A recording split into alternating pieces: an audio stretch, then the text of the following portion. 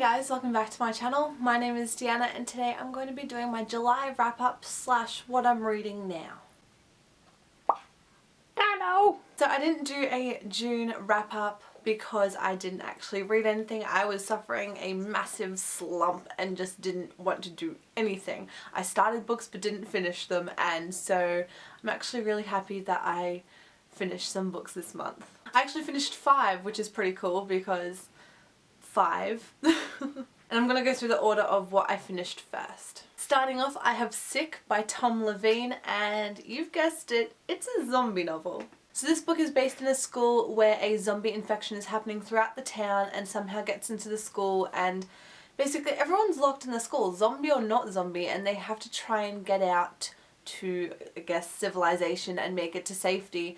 But there's a lot of stuff that happens. I do have an opinion that I feel like they spent too much time in the hall / music room or whatever it was, and it's hard to explain. This is containing spoilers, by the way, but there's one character in here who gets bit and he only has a certain amount of time, and then they just wait in the music hall for an hour that they could be trying to save him, but they don't, and they just waste their time, and I think that was kind of just the downside. It just took too long in the middle. I'm not sure what star rating I gave these books, but I will be leaving them in the description down below next to the title. The next book I finished was The Winner's Curse by Marie Rutkowski, and I actually started this one and Sick in May, so I kind of had a long time without reading them, but I absolutely loved this book. I bought the second one right after I finished this one, and I just loved this story. This story is about a girl called Kestrel who is a war general's daughter, but she doesn't want to be a part of the war. She doesn't want to get married. She is in love with music, and in the beginning of the book she actually buys a slave who she also thinks is musically gifted or musically talented or whatever you want to call it, and just stuff happens, and it's just, I think it's a really fast-paced book. Right. Oh my god, Mason! That's going in my video. I couldn't hold it. The third book I finished reading was actually the first book for the Make Me Read It readathon, and that is If I Stay by Gail Forman, and I'm just gonna say I am so not impressed with this book. This book is actually about a girl and her family who get into a very serious car accident, and she goes into a kind of limbo, I guess. She's not necessarily in limbo, but she is watching everything that's happening to her body from another perspective. Out of body. Yeah. Yeah.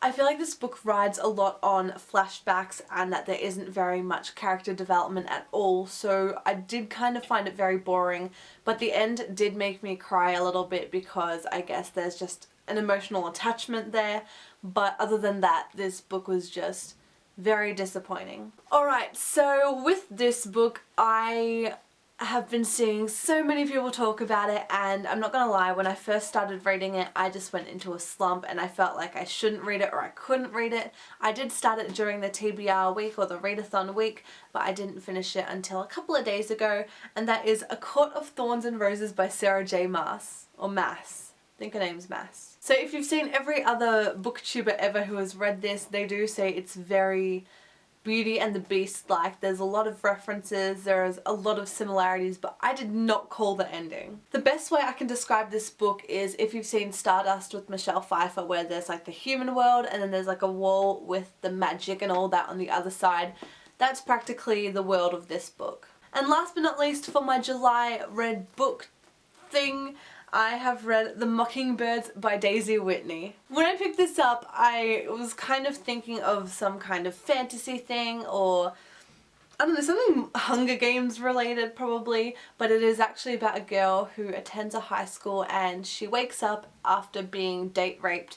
It's just a whole tale of her trying to remember what actually happened, if she actually said no or if she said yes, and the whole story is her trying to figure out if she was actually date raped, if she said yes, if she said no. Halfway through she goes to the Mockingbirds, which is started by her sister, for help. The Mockingbirds in this book is like the law of the high school, because the teachers don't do anything about their students messing up just because they think their students are perfect and the way they run their school is perfect, and it's just, I liked it, but I didn't like it, if that makes sense. So with that said, these are the books I read this month, and now I want to show you what I'm reading now. So with these books, 2 of them are actually past TBRs, and one of them I just read because it's the second of a trilogy that I was kind of liking, but now I've just had a slump and haven't been able to get back to them, and so I thought I'd mention what I'm reading now, why I've stopped reading it, and just see how that goes. So the book I have now was actually a TBR from a couple of months ago that I haven't quite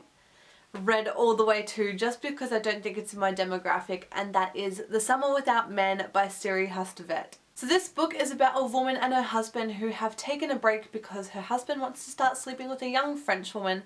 So this woman goes and spends time with her mum and teaches poetry classes. And I'm just gonna say, this book doesn't have chapters. I know it's such a petty thing to complain about. Like, a chapter's like a save point in a game. With a chapter you kind of remember what happened last, but with this there's no chapters. I don't remember what I've read last. The second book I have from my TBR last month, which is Reread, one of my favourite books, is Harry Potter and the Philosopher's Stone. And I think I just stopped reading it because of the readathon that was on, and I kind of just didn't pick it back up because I wanted to read as many books as I can. I haven't read that much actually, I thought I read more. Last but not least, the final book I'm still currently reading is Through the Zombie Glass by Gina Showalter, and this is the second book in the White Chronicles, or White Rabbit Chronicles, and it follows Alice in Zombieland. The only relevance between these books and Alice in Wonderland is the girl's name and the white rabbit, but it's like in cloud form. But yeah, I'm interested as to how these are gonna end, but it's still kind of disappointing, man. Like, I was expecting Alice in Wonderland, but you know, I think that's the only reason why they called it that, because it would get attraction and get interest. So with that all said, that is my July wrap up and what I'm reading at the moment. I'm not going to be choosing a TBR today because I am going to be doing the book-a-thon, readathon, and plus I want to finish those 3 books as well before I choose a new TBR. So hopefully within the next couple of weeks I'll have a new one. So thank you for watching this video. I hope you really enjoyed it. Click a thumbs up if you did, or give me a little subscribble. I don't know why I thought that was cool. Click subscribe if you want to see more, and I'll catch you next time. Bye.